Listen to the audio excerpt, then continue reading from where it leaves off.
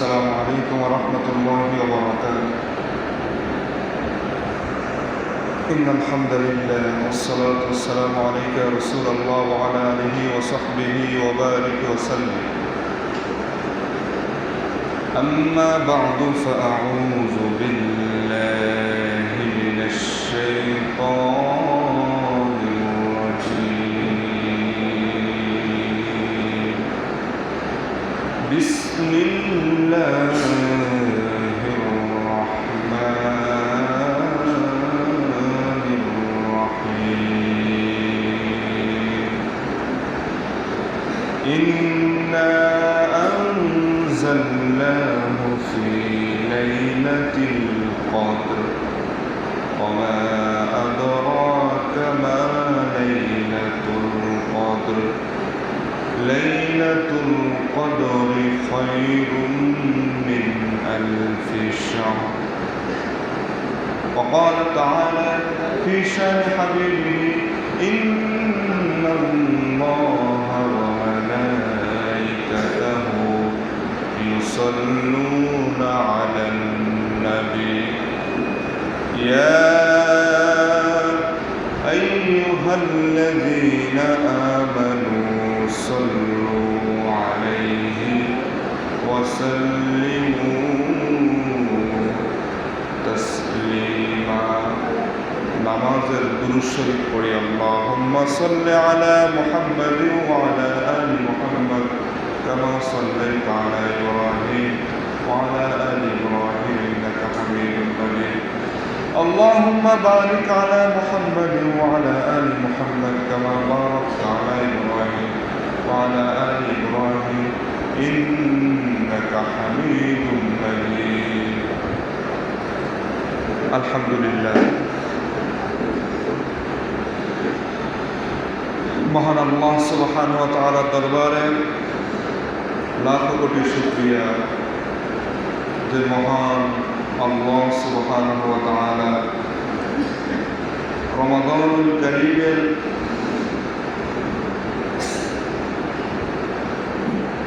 চতুর্থ জুমায় 23তম রোজার এই দিনে সাইয়্যিদুল আইয়াম সপ্তাহের শ্রেষ্ঠ দিন জুমার এই দিনে আল্লাহ তাআলা পবিত্র এই ঘর মসজিদে এসে কোরআন এবং হাদিস থেকে কিছু আলোচনা শোনার এবং বলার যে আল্লাহ তৌফিক দান করেছেন, সেই আল্লাহ তাআলার দরবারে আমরা শুকরিয়া আদায় করি, সকলেই বলি আলহামদুলিল্লাহ। দুরুদ ও সালাম সরওয়ারে কায়নাত দো জাহানের বাদশাহ ইমামুল মুরসালিন শফিউল মুজনবিন রহমাতাল লিল আলামিন জনাবে মুহাম্মদুর রাসূলুল্লাহ সাল্লাল্লাহু আলাইহি ওয়াসাল্লামের সম্মানিত মুসল্লিয়ান ইকরাম, আমরা শবে কদর রাসূল সাল্লাল্লাহু আলাইহি সাল্লাম রমাদানের শেষ দশকে যে তালাশের জন্য বলেছেন, সেই শেষ দশক আমরা অতিক্রম করতেছি। প্রিয় ভাইরা, আমরা প্রথমে আলোচনা শুনব রাসূল করিম সাল্লাল্লাহু আলাইহি ওয়াসাল্লাম রমাদানের শেষ 10 দিন কি আমল করতেন। এটা কোরআন এবং হাদিস থেকে আমরা জানব। চলুন আমরা সেটা কোরআন এবং হাদিস থেকে জানি, এবং যারা শুরু থেকেই আলোচনা শুনবেন এটা মুখস্থ করতেই হইবে যে রমাদানের শেষ দশকে নবী করিম সাল্লাল্লাহু আলাইহি ওয়াসাল্লাম কি আমল করতেন। রমাদানের শেষ দশকে রাসূল সাল্লাল্লাহু আলাইহি ওয়াসাল্লাম কি কি আমল করতেন, এটা আমরা সকলেই মুখস্থ করব।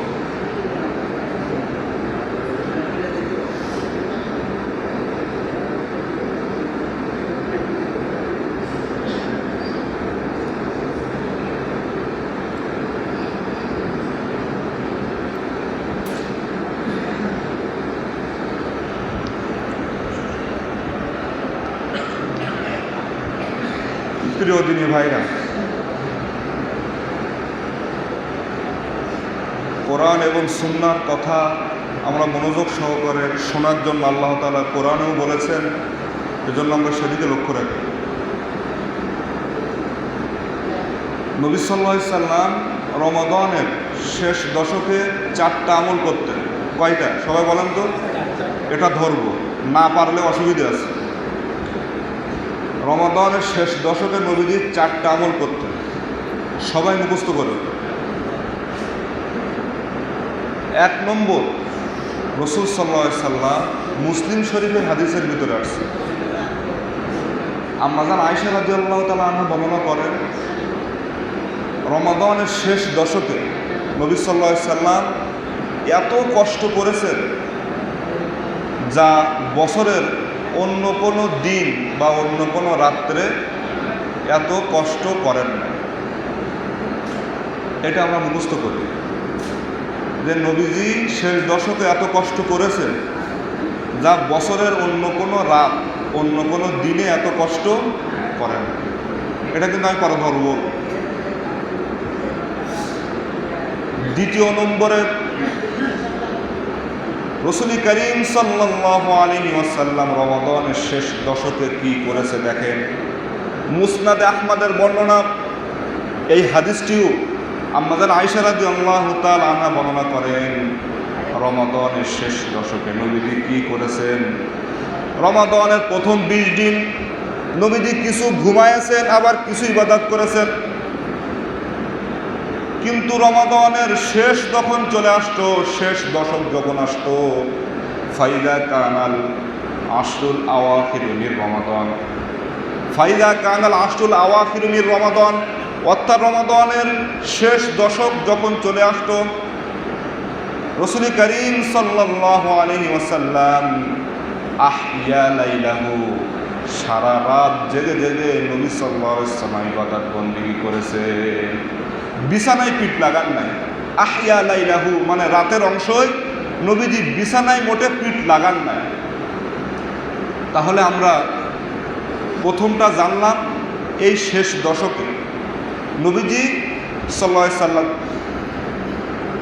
এত কষ্ট করেছেন ইবাদত বন্দেগীর জন্য যা বছরের অন্য কোনো রাতে বা দিনে করেন না।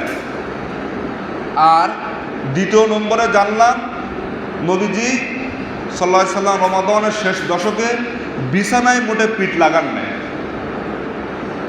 প্রথম 20 দিন কিছু ঘুমাইয়াছেন, কিছু ইবাদত করেছেন, কিন্তু শেষ দশকে নবী সাল্লাল্লাহু আলাইহি সাল্লাম বিছানায় মোটে পিঠ লাগান নাই। এই দুইটা কিন্তু মুখস্থ থাকা লাগবে। প্রথমটা কি বললাম, দ্বিতীয়টা কি বললাম। মুখস্থ না থাকলে তাও জুমায় এসে কোনো আলোচনায় অন্তরেও নেয় না, মুখস্থও নেই, কি লাভ? কোনো লাভ আছে? সুতরাং 4টে মুখস্থ ধরবো, এখনও 2টা আছে। আবার বলি, প্রথমে কি বললাম, এত কষ্ট করেছেন বছরে অন্য কোনো দিনে করেন নাই। দ্বিতীয় কি বললাম, যে বিছানায় মোটে পিঠ লাগান নাই। প্রথম 20 দিন কিছু ঘুমাইয়াছেন, কিছু ইবাদত করেছেন, কিন্তু শেষের 10 দিন মোটে বিছানায় পিঠ লাগান নাই। 3 নম্বরে আমার ভাইরা, রাসূল সাল্লাল্লাহু আলাইহি সাল্লাম রমাদানের শেষ দশকে কি করেছে দেখেন। ওয়াইকাযা আহলাহু, নবীজি পরিবার পরিজনদেরকে ডেকে ডেকে ইবাদত বন্দেগী করেছেন। নবীজি একা করেন নাই, পরিবারকেও ডেকেছেন, বলেছেন ওঠো ওঠো ইবাদত বন্দেগী করো। রমাদানের শেষ দশক এত গুরুত্বপূর্ণ, এটা যদি আমাদের থেকে চলে যায় এই রাত আবার নাও পেতে পারি। এজন্য নবীজি শেষ দশকে পরিবারকে ডাকতেন। তাহলে 3 নম্বর কি বললাম, পরিবারকেও ডাকতেন। প্রথম কি বললাম, এত কষ্ট করেছেন বছরে অন্য কোনো দিন করেন নাই। দ্বিতীয় কি বললাম, বিছানায় মোটে পিঠ লাগান নাই। তৃতীয় কি বললাম, পরিবারকে ডেকে ডেকে ইবাদত বন্দেগী করতেন। 4 নম্বরে আমার ভাইরা, রাসূল করিম সাল্লাল্লাহু আলাইহি ওয়াসাল্লাম এই শেষ দশকে কি করেছে দেখেন। ওয়াসাদ্দা মিজারাহু, রমাদানের শেষ দশকে নবীজি সাল্লাল্লাহু আলাইহি ওয়াসাল্লাম সকল কাজ থেকে বিরত থেকেছেন।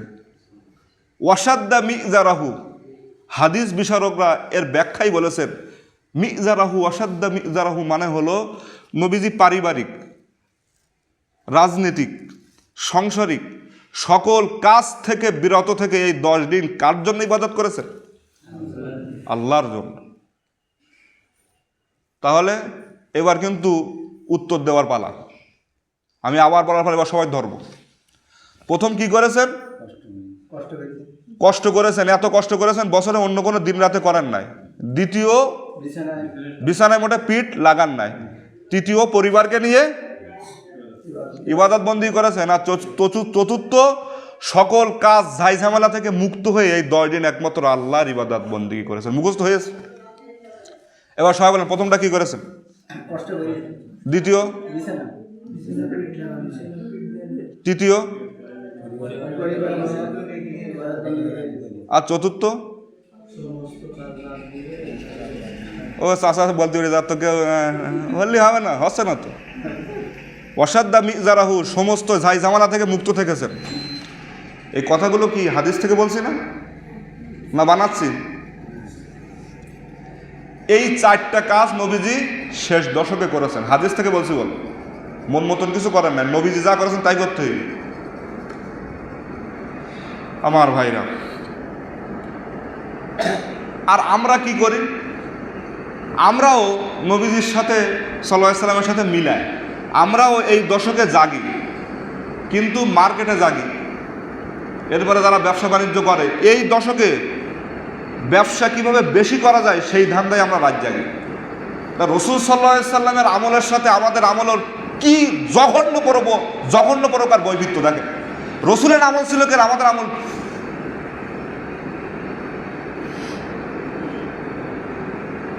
একটি রাত নবীজি জেগেছেন, এটা একটা হাদিস দ্বারা প্রমাণ দেখান যে একটি রাত মাত্র জেগেছেন এই শেষ দশকে।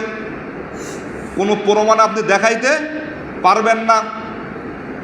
আমরা এক রাতের অপেক্ষায় থাকি, আর রাসূল সাল্লাল্লাহু আলাইহি সাল্লাম পুরা 10টা রাত আল্লাহর জন্য ব্যয় করেছেন। সুবহানাল্লাহ, পুরা 10টা রাত ব্যয় করেছেন।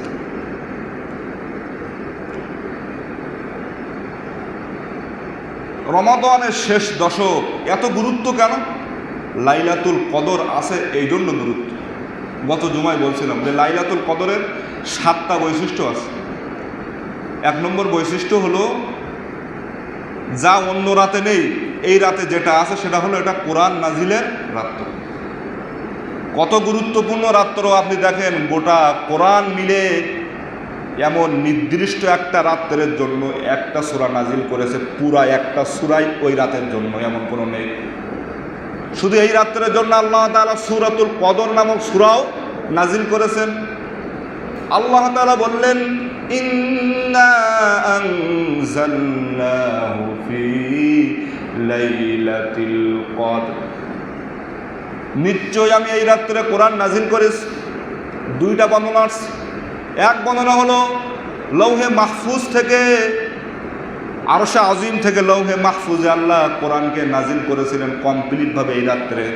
আর এক বর্ণনা হলো নবীজির কাছে সর্বপ্রথম ওহী নাজিল হয় এই রাত্রে। তাহলে এই রাত্রে কি নাজিল হয়েছে বলেন? কোরআন, যা অন্য কোনো রাত্রে নাজিল হয় নাই। দ্বিতীয় নম্বরে এই রাত হলো 1000 মাসের থেকে উত্তম। আল্লাহ নবীজিকে প্রশ্ন করতেছেন, ওয়ামা আদরাকা মা লাইলাতুল কদর, ওগো নবী লাইলাতুল কদর সম্পর্কে আপনি জানেন নাকি? আল্লাহ নিজেই প্রশ্ন করে আবার নিজেই উত্তর দিয়েছেন, লাইলাতুল কদরি খায়রুম মিন আলফি শাহর। এই লাইলাতুল কদর হলো 1000 মাস ইবাদত বন্দেগী করার থেকেও উত্তম। 1000 মাস ইবাদত বন্দেগী করার থেকেও উত্তম, অর্থাৎ 83 বছর কত মাস? 4 মাস। মুফাসসিরিন ইকরাম এর একটা ব্যাখ্যা দিয়েছেন যে 83 বছর 4 মাস একটানা ইবাদত করলে যে সওয়াব হয়, খায়র মিন আলফি শাহর, খায়রুম মিন আলফি মাস, এর থেকেও বেশি।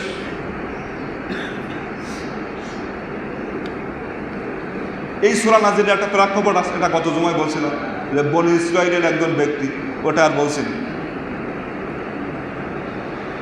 জিবরিল আলাইহিস সালাম যখন নবীজি সাল্লাল্লাহু আলাইহি সাল্লামের কাছে খবর দিয়েছেন, নবী সাল্লাল্লাহু আলাইহি সাল্লাম বলছেন, ভাই জিবরিল, আচ্ছা আল্লাহ তাআলা কত সওয়াব দিবে একটা অনুমান বলো তো।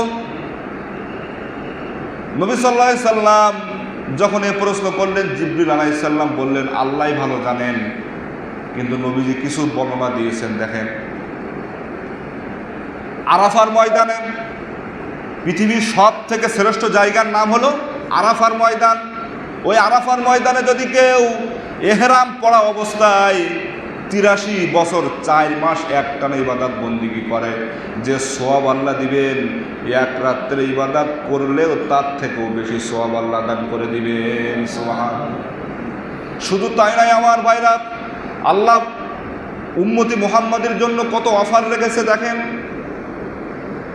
এহরাম করা অবস্থায় হালাল টাকায় যদি কেউ হজে যায়, উমরা করতে যায়, বাইতুল্লাহ যায়, আর বাইতুল্লাহ শরীফে যাওয়ার পরে বাইতুল্লাহকে সামনে রেখে যদি কেউ ইবাদত বন্দেগী করে, সেজদারত অবস্থাও, তাও বাইতুল্লাহ সামনে, আবার সেজদারত অবস্থায় আল্লাহর ঘরের সামনে।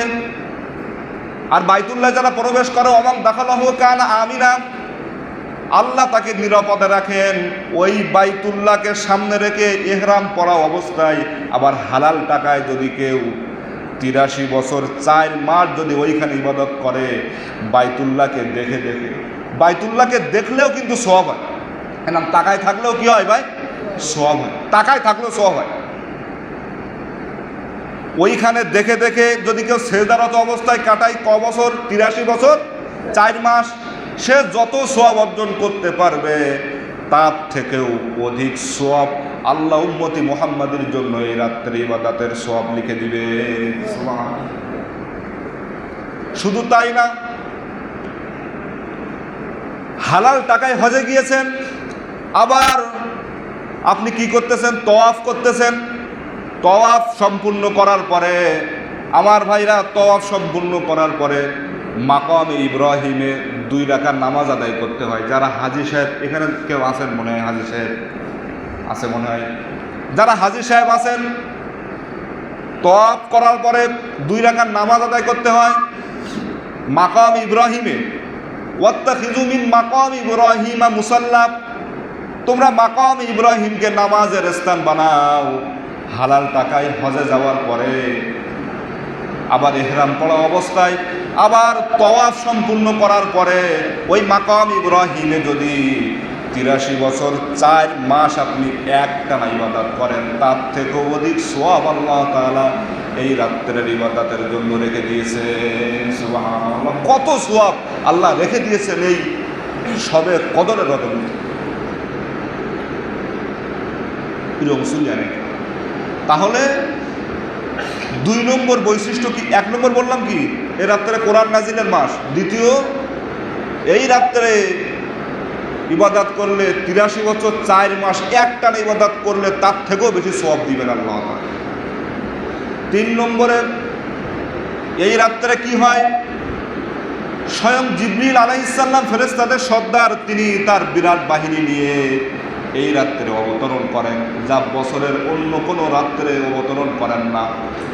তানাজ্জালুল মালাইকাতু ওয়ার রূহু ফিহা বিইذনি রাব্বিহিম মিন কুল্লি আমর, এই রাত্রে স্বয়ং রূহুল আমিন জিবরিল আলাইহিস সালাম তার বিরাট বাহিনী নিয়ে অবতরণ করেন। আর কোন বান্দা কোন স্থানে আল্লাহর জন্য রাত জেগে জেগে ইবাদত করে, আল্লাহ তাআলার কাছে সেইগুলা নোটিশ হিসেবে পাঠায় দেন।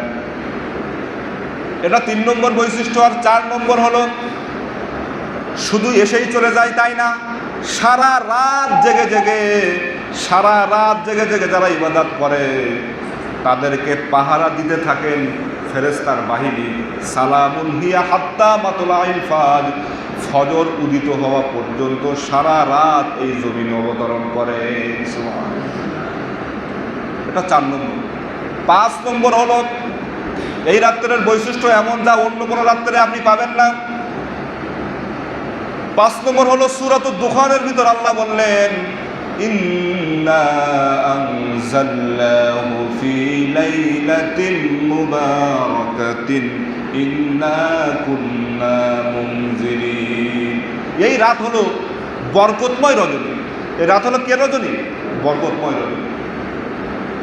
6 নম্বর বৈশিষ্ট্য হলো, কদরের রজনী হলো ভাগ্য রজনী। আপনি সামনের বছর মারা যাবেন কি যাবেন না, এটা কদরের রজনীতে লিস্ট করা হবে। যেরকম সংসদ ভবন থেকে এমপি মহোদয়ের কাছে বরাদ্দ হয় যে কত টাকা বরাদ্দ, রাস্তা করবেন, মসজিদে দিবেন বা উন্নয়নমূলক কাজ করবেন, বরাদ্দ করা হয় না? এই বরাদ্দ যেমন করে হয় ঠিক তদ্রূপভাবে এই কদরের রজনীতে কে মরবে, কে বাঁচবে, কতজন জীবিত হবে, কতজন দুনিয়াতে আসবে, কতজন কখন কিভাবে মারা যাবে, রিজিকের ফয়সাল্লা সব কিছু ফয়সাল্লা আল্লাহ তাআলা এই রাত্রে করে। ফিহা ইফরাকু কুল্লু আমরিন হাকিম, ভাগ্যের চূড়ান্ত ফয়সাল্লা এই কদরের রজনীতে আল্লাহ তাআলা রেখে দিয়েছে। 6 নম্বর গেল। 7 নম্বর হলো এই রাত্রে যারা ইবাদত বন্দিগি করবে, আল্লাহ তাআলা বলেন এই রাত্রে যারা ইবাদত বন্দিগি করবে, ওগো আমার হাবিব আপনি তাদেরকে সুসংবাদ দিয়ে দেন, মান কামা লাইলাতুল কদরি ঈমানান ওয়া ইহতিসাবান গুফিরা লাহু মা তাকদ্দামা মিন যামবি। এই রাত্রে যারা ইবাদত বন্দিগি করবে আমি আল্লাহ তাআলা তাদের পিছনের গুনাহগুলো মাফ করে দিব। সুবহানাল্লাহ। এই 7টা বৈশিষ্ট্য রয়েছে কিসে? কদরের রজনী। আমার ভাই, কদরের রজনী নবী করিম সাল্লাল্লাহু আলাইহি সাল্লামকে জানানো হয়েছিল। বুখারীর ভিতরে হাদিস আছে, মুসলিমের ভিতরে আছে। আবু সাঈদ খুদরি রাদিয়াল্লাহু তাআলা আনহু বলেন, নবী সাল্লাল্লাহু আলাইহি সাল্লাম ঘর থেকে বাহির হলেন, আসার পরে দেখলেন 2 জন সাহাবী ঝগড়ার ভিতরে লিপ্ত আছে। ঝগড়া মিটাইতে গেলেন, মিটানোর পরে নবীজির অন্তর থেকে সেটাকে উঠায় নেওয়া হল। নবী সাল্লাল্লাহু আলাইহি সাল্লাম বললেন, আমি বাহির হয়েছিলাম তোমাদেরকে জানাবো যে কদরের রজনীটা কোন রাত্র, আল্লাহ আমাকে জানিয়ে দিয়েছিল, কিন্তু তোমরা যে ঝগড়া করতেছিলে এটা মিটাতে গিয়ে আল্লাহ আমাকে আবার ভুলাইয়া দিয়েছেন। অবশ্যই আল্লাহ তাআলা এর ভিতরে কল্যাণ নিহিত রেখে দিয়েছেন। সুবহান। যে আল্লাহ গোপন রেখেছেন এর ভিতরে কি আছে? কল্যাণ আছে। সে কি কল্যাণ আস্তে আস্তে বুঝাচ্ছে। এই কদরের রজনী কোনো নিদর্শন আছে কিনা সব আলোচনা তো আপনাদের বলেছি, 5 ওয়াক্ত নামাজের যে কোনো একটা ওয়াক্তই বলেছি। ওই যে বৃষ্টি হওয়ার সম্ভাবনা আছে, অন্ধকার বেশি হবে না, এরপরে পরের দিন সূর্যটা উঠবে আলোক রশ্মি হিসাবে, এরপরে কোনো ইমানদার ব্যক্তিকে স্বপ্ন যুগে দেখানো হবে, এরকম হতেই পারে। এগুলো নিদর্শন আল্লাহ তাআলা দিয়েছেন। সম্মানিত মুসলিম, কদরের রজনীকে আল্লাহ তাআলা কেন গোপন রেখেছেন এই একটা প্রশ্ন। আল্লাহ তো বলে দিতে পারতেন যে উমুক রাত্রে 87 রাত্রেই কদরের রজনী, কেন গোপন রেখেছেন? গোপন এই জন্য রেখেছেন যে আল্লাহ তাআলা দেখতে চান আমার বান্দা 1 রাত ইবাদত বন্দেগী করে আর বাকি 9 দিন ঘুমায়, না 1 রাত পাওয়ার উদ্দেশ্যে আমার বান্দা 10টা রাত ইবাদত বন্দেগী আমার জন্য করে। আল্লাহ এটা দেখতে চান, এজন্য আল্লাহ এই রাত্রেটা কি রেখেছেন? গোপন রেখেছেন। আল্লাহ প্রিয় মুসলিয়ান একরাম, 1 রাত ইবাদত বন্দেগী করা বেশি না 9 রাত করা বেশি? তাহলে আপনি 1 রাত ইবাদত বন্দেগী করলে যে সওয়াব পাবেন 9 রাত করলে কি সেই একই না বেশি হবে? এই জন্য আল্লাহ এর ভিতরে কল্যাণ রেখেছেন। এই রাত্রটা কি রেখেছেন ভাই? গোপন রেখে দিয়েছেন। কথা বুঝে আসছে? এখন আমরা এই রাত্রে কি করব? আমরা এই রাত্রে কিয়ামুল লাইল অনেক লম্বা সময় ধরে করব, তাহাজ্জুদের নামাজ লম্বা সময় ধরে করব। এরপরে আপনি কোরআন তেলাওয়াত করতে পারেন, এরপরে জিকির করতে পারেন, কিন্তু চুপে সারে। 205 নম্বর আয়াত সূরা আরাফের, ওয়াজকুর রব্বাকা ফি নাফসিকা তাদাররুআন ওয়া খীফাতান ওয়া দুনাল জাহরি মিনাল কওলি বিল গুদুবি ওয়াল আসাল ওয়া লা তাকুন মিনাল গাফিলিন। আল্লাহ তাআলা বলেন, তোমরা সকাল সন্ধ্যায় আমার জিকির করো, আর আমার জিকির করো আমার ভয় নিয়ে, ভীত সন্ত্রস্ত হয়ে, চুপি চুপি, জোরে আওয়াজ করে না। আর আমার জিকির থেকে তোমরা গাফেল হয়েও না। আপনি জিকির করতে পারেন, একাকিনী ইবাদত বন্দেগী করতে পারেন। কারণ নবী সাল্লাল্লাহু আলাইহি সাল্লাম কি করেছেন? সাহাবাদেরকে নিয়ে ইবাদত করেছেন না একা করেছেন? এই যে চারটা আমল করতেন, সেই 4টার ভিতরে একটাও কি আছে যে সাহাবাদেরকে নিয়ে একসাথে মজমা করে ইবাদত করেছেন? এমন করে আছে নাকি? সম্মানিত মুসলিম, তাহলে আমরা এই ইবাদত বন্দিগিগুলো করব।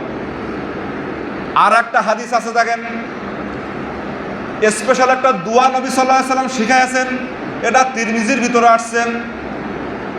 আম্মাজান আয়েশা রাদিয়াল্লাহু তাআলা আনহা নবীজিকে বলতেছেন, ওগো আল্লাহর নবী, যদি আমি সবে কদরের রজনী পেয়ে যাই তাহলে আমি কি আমল করব? এটা কি বলতেছেন? আপনারা তো গাফেল থাকেন কেন? আমার তো বুঝে আসে না, একটা আলোচনা শোনার কোনো মন মানসিকতা কারণ নেই কেন? আম্মাজান আয়েশা রাদিয়াল্লাহু তাআলা আনহা নবীজিকে কি বলতেছেন যে যদি আমি এই রাত পেয়ে যাই তাহলে আমি কি আমল করব? স্পেশাল একটা আমার আমল শিখান। কে বলতেছেন? এটা চার দোকান নাই না মসজিদ?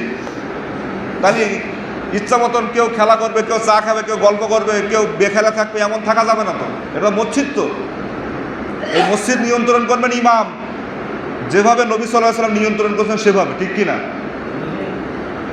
আম্মাজান আয়েশা রাদিয়াল্লাহু তাআলা আনহা প্রশ্ন করার পরে রাসূল সাল্লাল্লাহু আলাইহি ওয়াসাল্লাম বলতেছেন, ওগো আয়েশা, তুমি যদি সবে কদরের রজনী পেয়ে যাও তাহলে একটা দোয়া করো আল্লাহ তাআলার কাছে। সেই দোয়াটি হলো, আল্লাহুম্মা ইন্নাকা আফুউন তুহিব্বুল আফওয়া ফাআফু আন্নী।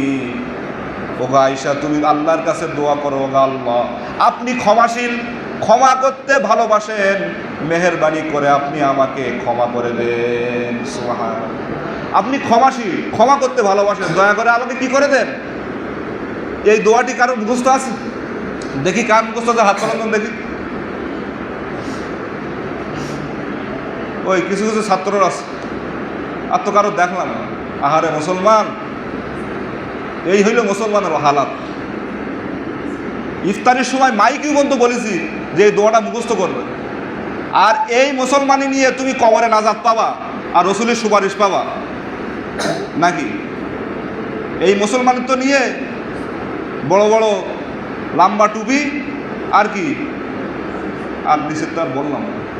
আবার কিছু বললে আবার রাগ হয়। রাগ হবে কি? তোমার তো ঝোলায় কিছু নেই, তা রাগ হবে কেন? এই দোয়াটি মুখস্থ করার জন্য মাইকি বদ্ধ বললাম, কোনো মানুষের কোনো নেই। সবাই বলেন আল্লাহুম্মা, আবার ইন্নাকা আফুউন তুহিব্বুল আফওয়া ফাআফু আন্নী। আমার কাছে শিখে নেবে। কথা বুঝে আসছে? হুজুর এত রাগ করে বলেন কেন? রাগ করে বলতে হয় তো, রাগ করে তো বলতে হয়। সন্তান, ছাত্ররা যখন অপরাধ করে তখন কি শাসন না করলে হবে? আপনারা তো আমার ছাত্র, আপনারা আমার কি হন? আমার বয়সের ডবলের থেকেও বয়স, তারপরও এখন আপনি আমার ছাত্র। বাইরে আমার বাচ্চা হতে পারেন, কিন্তু মসজিদের ইমাম যখন ওয়াজ করবে, মুসল্লি, তখন সবাই হুজুরের কি হবে বলেন? ছাত্র। প্রিয় ভাই, অনেক কথা তো বলা হয়ে গেছে, শোনেন, সময় অনেক আমার কথা আছে। ফেতরা সম্পর্কে অনেক আলোচনা করেছি আমি, কিছু প্রশ্ন আকারে ফেতরা সম্পর্কে কিছু কথা নিয়ে আসছি। অনেকের প্রশ্ন থাকতে পারে, অনেকেই করেছেন, সব উত্তর আর সব প্রশ্ন এর ভিতরে আছে। ফেতরার পরিচয় কি? প্রথম প্রশ্ন, ফেতরার পরিচয় হলো, আমরা যেটাকে ফেতরা বলি সেটাকে হাদিসে বলা হয় জাকাতুল ফেতর। জাকাতুল কি? দ্বিতীয় নম্বরে ফেতরার উদ্দেশ্য কি? ফেতরার উদ্দেশ্য হলো দুইটা, একটা হলো তুহরাতুল লিস-সাইম, দ্বিতীয় হলো তুমাতুল লিল মাসাকিন। তুহরাতুল লিস-সাইম মানে হলো সম্পদের জাকাত দিলে যেমন সম্পদ পবিত্র হয়, আর রমজানের রোজার ফেতরা দিলে রোজাকে আল্লাহ তাআলা ভুল ত্রুটি ক্ষমা করে পবিত্র বানায় দেন।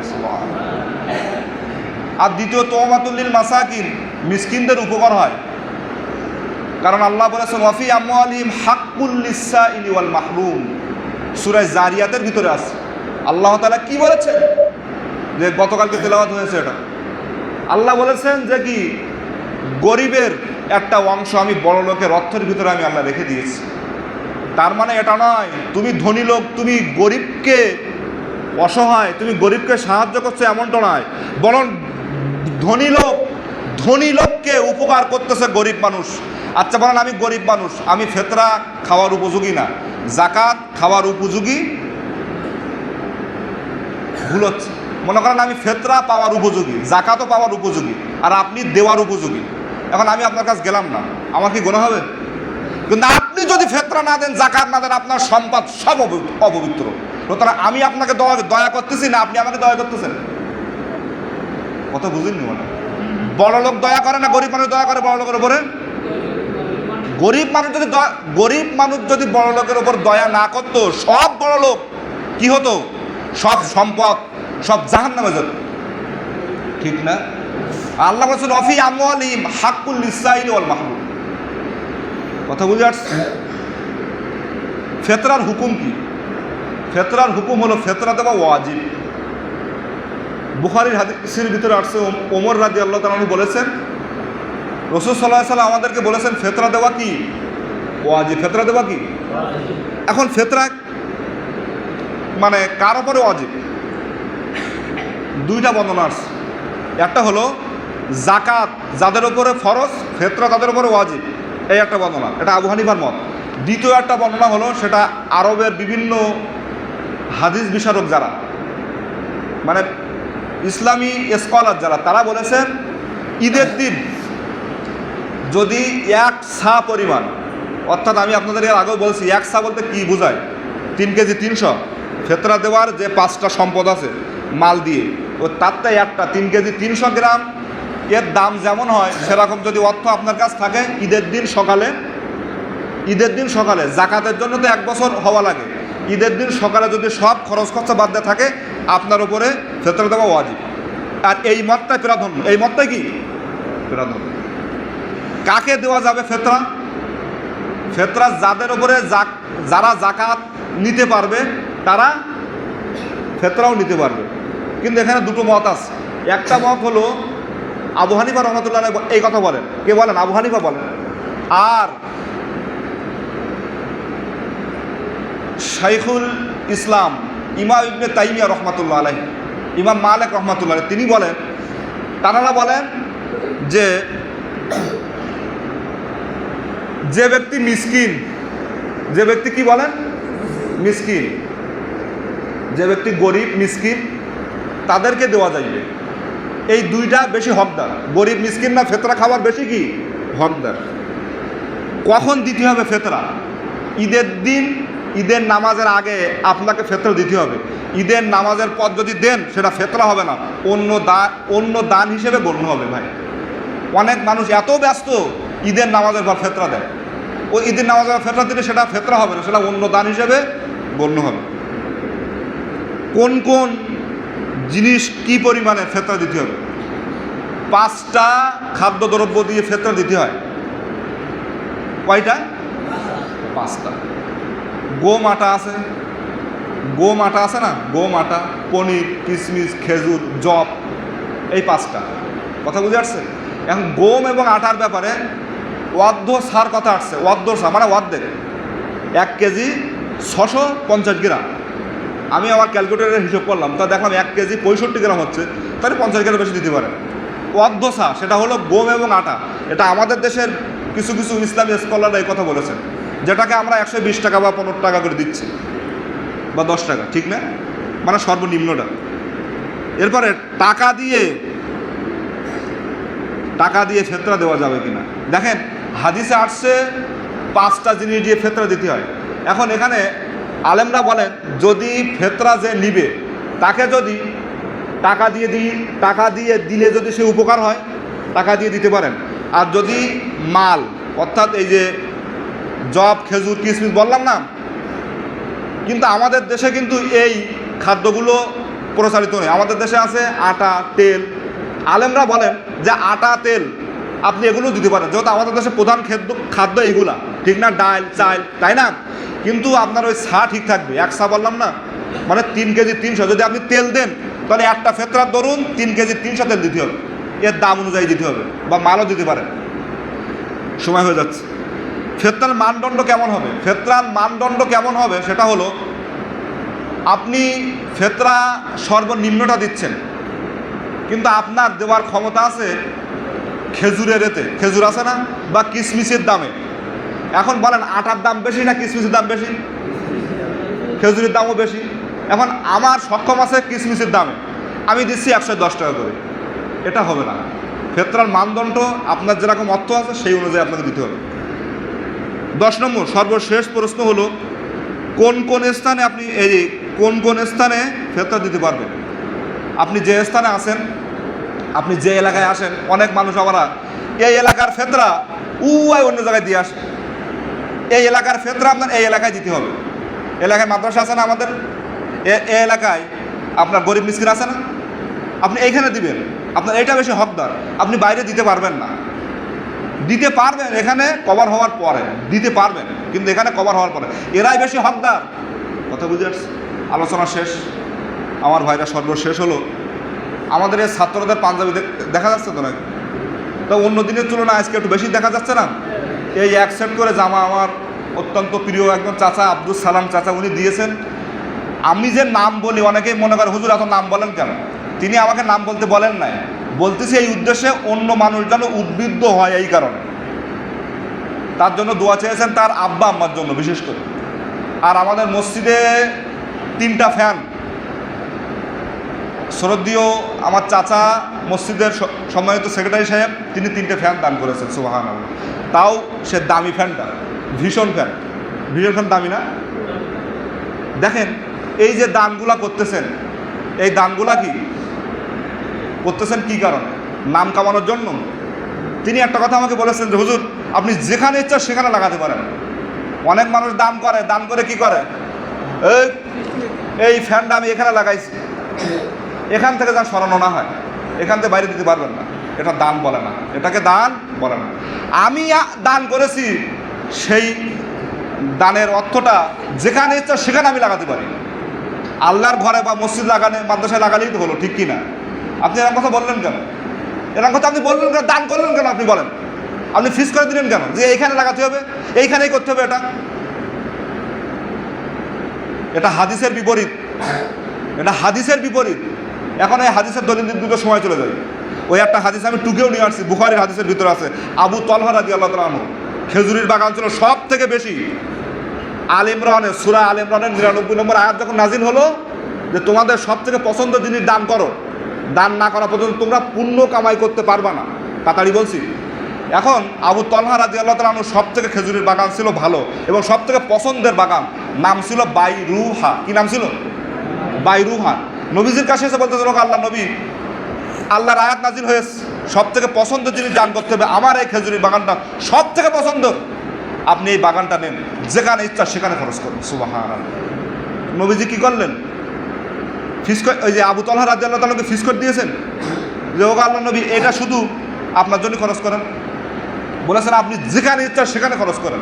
নবী সাল্লাল্লাহু আলাইহি ওয়াসাল্লাম বললেন, আবু তলহা, তুমি তোমার আত্মীয় স্বজনের মধ্যে যারা গরিব মিসকিন আছে তাদের মধ্যে তোমার এই বাইরুহা পছন্দের বাগানটি বিলায়া দাও। সুবহানাল্লাহ। আল্লাহ যেই কথাগুলো বললাম সবগুলো মানার তৌফিক দান করুন। যারা দান করতেছেন বা সামনে করবেন, সকলের দানগুলো আল্লাহ কবুল আর মঞ্জুর করুক। গত কয়েকদিন আগেও একজন মহিলা, জেবুন্নিসা, ঠিক না, উনিও 2টা ফ্যান দান করেছেন। যারাই দান করতেছেন, সেটা কম হোক বেশি হোক, সকলের জন্য আমরা দোয়া করি আল্লাহ তার দানগুলা এই রমাদানে 70 থেকে 700 গুণ বৃদ্ধি করে আল্লাহ হাসরের ময়দানে তার এই যে মাপের পাল্লা, ওজনের পাল্লা যারা আল্লাহ ভারী বানায় দেয়। সকলে আল্লাহুম্মা আমিন। ওয়া আখিরু দাওয়ানা আলহামদুলিল্লাহি রাব্বিল আলামিন। আসসালামু